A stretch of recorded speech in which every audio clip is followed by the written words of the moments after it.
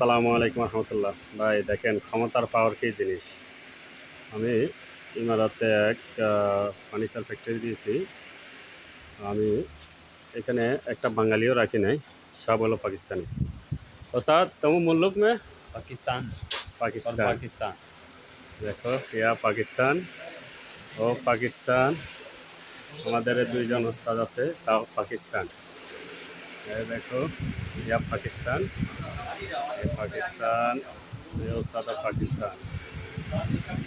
দেখেন ক্ষমতার পাওয়ার এমন একটা জিনিস যে আমাদের দেশেও পাওয়ারের কারণে ইন্ডিয়ান লোক আসি আমাদের দেশে পুলিশ প্রশাসনে জব করে, অথচ আমাদের দেশে শিক্ষিত ছেলেরা বেকার।